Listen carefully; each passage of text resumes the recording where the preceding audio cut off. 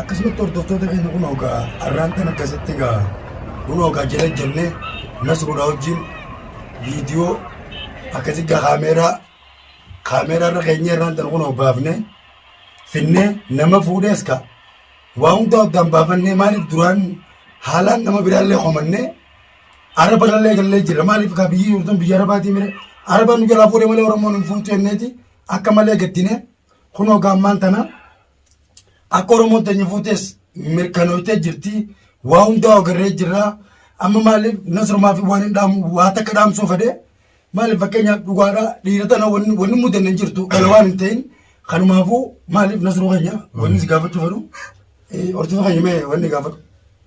Assalamu alaikum warahmatullahi wabarakatuh. Hordoftoota keenya kam jirtan bakka jirtanitti nageenyi rabbii isin biraa jiraatu.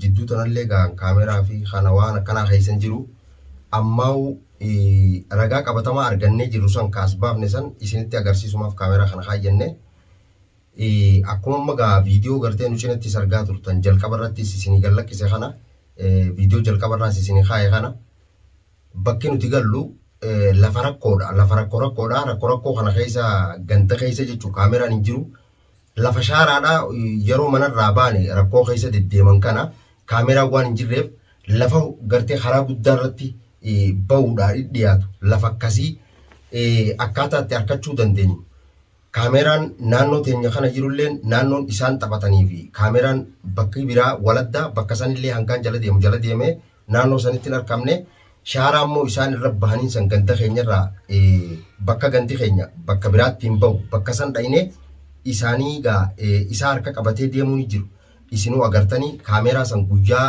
tokkoo fi halkan tokko anaa fi Shaafii Alii akkasumatti waliin bakka san jara kadhannee haga bira teenye waan isaan barbaadanis goonee fi akkasi kaameraa kana baafne alhamdulillah anamshi gaafa jalqabaatis kanumaan dubbadhee ture beeka viidiyoo irratti guyyuma isii badee'uudhaan namni biraa akkam fuudhiniis tuqamaa jira tu'inee jirraami ammoo amma booda yoon du'ellee sheenaatti hin qabu maaliif yoo waan ragaa qabatama isaa fuudhe ilmootichi dhugaa maaliif asirratti wanni takka maaliif siin qaba dhugaa namni kun fakkeenyaaf akkuma fiti nama addayyaa namaatti illee waladda dhugaa inni kunis waan gartee micoota gartee fuudheefis rabbumaa beeka maal barakasa dhageessi fi nima rabbumaa beeka laakiin immoo ta'e asirratti wanni jaamuu qabu dhugaa amma micoon bakka siin jirtu sagarree dhugaa beeka dhummaas mana siin jirtu nagarree akkaataa isin itti fuuramtu agarree mire kana dhugaa kanumaafuu kana jechuummaa Oromoo teenya namni fuudhees Oromoo akka ta'e agarree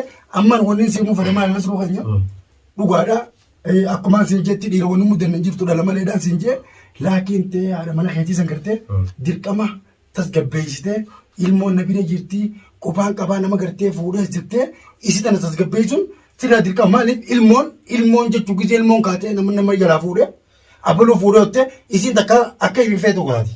Sanduuqa. Kanumaafuu jechuun isii tana haraati siin gartee tasgabbeessu halli gorgobtu akkasumatti mee hordoftoota keenya deemaa gaafachaa Assalamu alaikum warahmatullahi wabarakatuh jirtu hordoftoota keenya arraanta nagaa gollee aartii jala deemeetiti kaameeraa kadhannee jechuudha akka bada ummata jala tatteenyee ummannillee nu fayyamee kaameeraadhaan baasee jira alhamdulillah bichiyyoon bakka geesse agarree jirra kanumaafuu amma beeki nuti hafuura harkachuu kanaaf gammannee jirra hafuura harkuu kanaafi gammachuu jirtan malee kan amma hafuura eegaan harkee booda biraa keessa jira orma siifin hima maal asirra wanni siimuu fedhe waan biraan lootuun ta'e ilmoon ta'e qofaa miti ilmoon ta'e hunda maaliif dhimma kana namni dubbachuu qabu odoo sin ta'e nuyi malee sii miti beekadhu. Dhugaa keeti. Maali namni tokko beekadhu fakkeenyaaf nama harka dhuunfachuunu wayirraa takkaa beekadhu. Ati mas keessatti maali namni tokko fakkeenyaaf ilkee fi arrabnuu wallaa. Waan gartee mucaan kun gartee waan kana godhees waan inni gartee irraa gartee gaa waan jabaattee beekadhu waan kana hundaa nama godha waan nuti gartee sitti jenne gartee teessee nu eeguu qabda malee kaatee lafaa akka arteen akka waan takka nuti hin balleessine. Dhugaa keeti. Akka gartee maaliif namni kun fakkeenyaaf eenyu dubbii san keessa taa'ee haasawee namni namaan jaa beekadhu. Anamma isin san jettanii. Dhageessifi ilmoon beekadhu ilmoon dhiiga. Shaafii keenya nama manguddoo as dhufte san gartee ammoo tabiraan barbaadu. Walaa manguddoo as dhufte sanii fi hunda isaanii takka funyaan qabee. Anamma asirratti hin qaban. Maaliif ni beektaa? Wanni si qabu dhageenya siruu qabu. Maaliif fakkeenyaaf dhufne seenne keessa. Gartee keessa seennee waan kana ni agarreenne ilmoon ta'e qofaami. Ilmoo dhiigoo hin qabna. Dhageessifi nama sii dhale malee ilmoon ta'e qofaa miti. Maaliif shaalaan hundinutti oola ilmoo tana. Ilmaan Oromoo guutuutti oola beekatu. Ilmoon tun ilmoo ammata meeqaati? Egalee ilmoon tana waan isiin taatu maaltu beeka? Rabbii khaliqaa beeka malee ilmi namaa beeku hundu. Saduuba nama mujrima tahee ilmoo tiyya fuudhee ilaa ammaa gurbaan isaa malee miyyoo tiyya saniin as hin baane meemma. Ooro nasruu keenya maali beektaa? Dhugaadhaa haa ta'uu isaas agarree misa waan garree bara. Hammi ishee wanni nama rakkisaa maali beektaa? Arkuu dhabuudha. Agarree mire wanni kun gaa dhimmi Oromoo laallattu. Dhimmi Oromoo kanarratti isa kana jechuun fakkeenyaaf fakkaataa akka isaatiif illee gorsa goonee hallii godhuu qabna malee asirratti aljaamu qabu. Maaliif abbaan dubbachuu qabu asirratti? Jarjaruu hin qabdu. Maaliif nama harka dhuunfachuun ati immoo fakkeenyaaf namni tokko beekatu fakkeenyaaf gahee dubbii gartee haasa'uu Namni dubbachaa jiru ni haasa'aa dura. Aboo kaamera kana jala deemuu bara masan dhugaadhaa isinumaatu na godhee beekee qaalee keessan fudhadheetuma malee an silaa gartee Aaraan deemta aarree hin barbaachisu suuta jee. Saboo ilmoodha akkamitti dandeessamee garaan si danda'a obboleessa. Dandeessu dhugaa keessa. Sanummaa beekoo namni fira dhaabee bareedu laaluun bareedu beekatu. Egaa beekee wanni takka wanni tun ilmoodha yookaan qabeenya hin taane qabeenya illee yoo taate mee obsi namni aanu laalu jetta ilmoo tiyya san akka isiin taate har'a quban hin qaba. Quban qabdu waan kana hundaa'u nuun bara maaliif ilmoo tana beekadhu dhugaadhaa du'aafillee numa dhabanii beekadhu namni kun tokko hojii tokko dhaba laakiin ta'e mijoon ta'e fayyaa qabdee alhamdulillah rabbil ilma Oromoo fuudhe. Ilmi Oromoo kun gocha malee irra raawwatee hiyyaannu kar tokkotti nyaanne kar tokkotti hiyyaannu maaliif waan inni irra godhaa jiru. Michi yoo san qoonqootti kan naa jiramu qoonqootti kan nuti jiru maaltu beeka. Kanaan na yaachis dhageessi firma dhuganii beekna. Namni kun barata fira dhaabbii ilaaluun bareedduudhaan siin jee bara. Kanarraa ka'eefiin waan takka beekanu fakkeenyaaf asirratti hin deebi'an maaliif jaata kana wanni gartees dura tuqeef hajjee jarisan cidduu dhaqaniitti haasawwan janii ka dubbii san gartee qabanii nama waliin fitanii nama jidduu ba'anii namni namaan jechuudhaaf haasoo kana si bira kaayedde malee si galee wanni kun namni kun fakkeenyaaf wanni nama gidduu seenuun maaliif hallumata godhuufi dirqama jechuun an nama dabaladhee obboleessi keenya kunis nama dabalannee hallii goonee ilmoo ta'e akkaataa isin tigirtuu fi akkaataa gartee wanna ta'umtu waliin baruun dirqama nurraayi kana nuutti obsuun dirqama keetiin jaanee. Akka katimeetis ka maali ni beekta amma duraan ilmoon eessa jirtii jennee cinqamaa jirra rakkachaa jirra bakka hundallee deddeemnee dhabaa jirra waan hin taane hin qabnu nama barbaachaa keessa arra duuba ilmoo tana eega agarreen booda jechuudha agarree jirra alhamdulillahi eega agarree booda atis jarjaruu hin qabdu harkaan deemtee balaa adda addaa uumuu hin qabdu akkuma inni jeetti jechuudha akkuma shaafiin keenya jeetti. Nu obsitee ilmoo tana suuta jennee barbaannee amma jechuun taatu obboleeyyan kiyyaa maaliif hin jedhi beektaa ni qabsiifna. Ana maal isa yoo ajjeeses waan inni irratti jeese ragaa qabatamaa harkachuma kana malee. Sansanumaa bira. Sansanumaa bira maaliif ilmoon ilmoo magaltaa. Garuu haruma kanatti as na deebiftanii gartee ragaa qabaachuun gaariidha jettanii gartee kaameeraa sallaalii dura gartee isin naan jettanii as ba'e kana galatoomaadha. Amma silaa waan kana arguu baadde dhugaadhaa ammoo tana booda dhuftu gaa waan dhufuu taa'u gartee yoo hamtuun dhuftuu toltuun dhuftuu ragaan kiyya lafuma naa jiraachuu. Kun akkasuma. Kanuma beekadhu tanatti aanto'an wallaahi awwaan ijuu sin beeku waan ijuullee hin qabu tana isintu beeka walumaa galatti awwaan keessi sin beeku. Waan keessi manas roqayne ilmoon ta'e ilmoo teenya.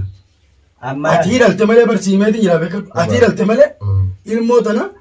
Hagartee namni tokko fakkeenyaaf namni Oromoodhaa tokko fakkeenyaaf nama tokko gartee kaasii du'e gisee akkana gubbaadhaan akkana dabre nama gartee du'e jechuun nama du'e jechuun gartee dhiiga isaa gisee garee qaamaa surja maaliif waan gartee lafee ta'e.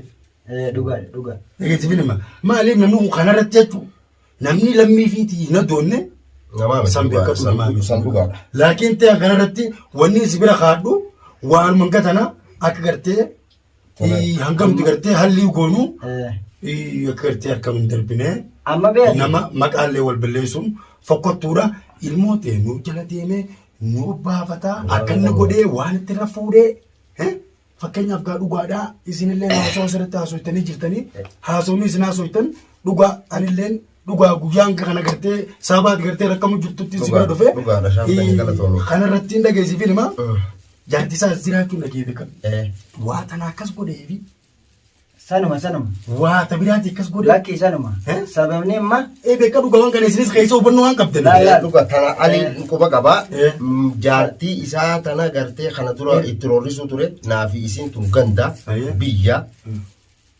sababa gartee anaa ififu rakkoo keessii rumichoon tun na dhufte jaartii isaa tana eega isii mana ari'e booda biyyatti osoo wajjin jiraniitu kan mana gurguruu ittiin himin mana duubaa gurguree mijoon eega mana kana as na bira dhufte booda mana gurguruu san akka ganda gartee salaamtaa gaafachuudha ilmoon yoo fayya qabdi jechuu bilbiltetti gandarraa dhageessee mijoon asittuu beekadhu maraattee kaate dirqittiin qabee mijuma sanuu sobee teessise manguddoo erganimi manguddoo sangaa michiyyoo tana gartee maallaqa irraa nyaateeti maallaqa isiidhaa ka isiin dalayteen dhalaa biraa jala deemee dhalaa 3-4 ol jala deema miyyoo tana yoo gartee ka fuudhee gartee itti galchu taate lubbu jeesaa'u namni qabeenya isiin amata 7-8 wajji dalagattee biyya mana jaaratti gurguru kun namaa miti jeetiin miyyoo sanillee dhoorkee manguddoollee ammoo tolma akka saasan manguddoo sanillee yaasee jechuudha sababni kanuma malee kabiraa tokko hin jiru. Sababuma sanirraa kanarraa ka'e. Maaliif inni kun jaartii tiyya bira qabee jaartii tiyya naaf hin galchine akkaanan barbaadutti sii galee. Akkaan hin fedhetti maaliif naaf hin galchine maaliif doorsisa isiisan keessa harkee badii inni qabu badii nan qabu keessan harkee rakkoon irra fidaa miti maaliif jaartii tiyya akkuma nan barbaadutti naaf hin galchine jechuudhaan. Kan amma dhageessifee maa dhugaa keetii haasofni keetii beekte ani haasoo ammaa asirratti na sun dhugaa qaba maaliif jettee nu gaafatte fakkeenya michoota na qabee ni galchi dhugaa jaartii maraa taanu wanni hin godhuu janii beekan dhugaa kee gizee galchi. Yoo mijoota na kee waan biraa irra waabate eenyutti gaafatama? Sanumaa fi bara ammaa eenyu gaafate eenyu gaafatama? Nasrumaa gaafatama waa isuma walitti isa hangam takka amantummaa irraa qabda jettuudhaani namni kun beekara fakkeenyaaf dhugaadhaan lal fayyaan bakka dhabeeti duraan bakka argatee jedhanii beekamu. Jigalee kanumaafuu kun akkasii beekte takkasiiti maaliif nasruu keenya haqa qabda dhugaa keeti duba gaa Oromoo teenya mee asirratti fakkeenyaaf namni tokko gisee nama bira sokke akka beenutti dhugaadhaa sokkituun beekadhu abbaan dhufeetuma akka aadaa teenyaa sanitti yoo abbaan gartee isiin bira galte abbaan gartee isiin bira sokkite kun maaliif abbaan beekadhu kana maralee qofaa miti fakkeenyaaf dhugaa kabira biralee gante jira asittoo nuti ifumaan wal qabnaa beekadhu ifumaan wal qabna gisee dhufee akkuma abbaa gartee duraan gartee irraa fuudhee sanitti isa kanallee dhufee kabajee waan san akkana janii tumeetu waan inni gartee irraa garee fi kanallee hubatee badii isaa tan hundaa'u eegaa akkasii fuudhoonni godhama malee tanaajee ilmoo jechuun ilmoo amata 8 ilmoo amata meeqaati moo? Amata 8 akkasuma. Ilmoon ganaa fuudhu jechuun waan ajaa'ibaati akkasii Oromoo teenya inshaallah maaliif inni kunis wanni kanaatuun hasilaa fuula duraafillee fuula bantii wanni gooti kanumaaf Oromoo teenya waan akkanaa bakka gartanitti ilaalchallee dhaadhaa dandeessan gorsa dadhabnaanoo. Bari gorsanii dadhabanii. Asirratti maaliif ni beektaa? Wanni si jechuu fedhe nuti akka beeknuuf fixanna malee nuti malal aadaa qabna safuu qabna. Aadaa teenyatti gatteenyeeti akka barbaachisuuf fixanna malee. Seeraan dhageessii fi nama maaliif namni kun ibidda sirra shite anis ibidda irra shite jechuun qabu. Dhugaa keetii inni illee dhaadachaa jira lubbuu namaatiin baasa jeeti osoo waan yakke kun hin dhufin waan biraa jechaa ture bara karaa biraatiin osoo anaa fi isiidhaaf dhaadachaa ture anaa fi haadha mana isaatiif dhaadachaa ture. Osoo nasruun gara biraatiin firraa eeguuti gara kanaan dhufe gara kanaan namni eegu hin jiru. dhugaadhaan akkasii yaadame ati akkasii yaaduu qabdu amma ishee ilmoon ta'e ilmoo teenya dhagee ilmoon ta'e ilmoo teenya harka tokko jechuudha fakkeenyaaf dhufnee si gidduu sanneen hanga nuti karaa sitti deebinutti waa takka. Maal namni kun beekamu wal bira kaachuun dirqama bolummaa dirqama oromummaati beekamu. Rabbi wal barsee bire ilmoo ta'e irraa ka'e anaa jala deeme naafi maaliif ana qofa otoo hin gartee ilmaan oromoo guutuu jala deemanii akka fakkaakisutti isa san adda waa'eetti ichi baafne jechuun waan itti murteeffatanii. Tamam. Akkasiiti. Hordoftoota keenya agartan viidiyoo illeedha.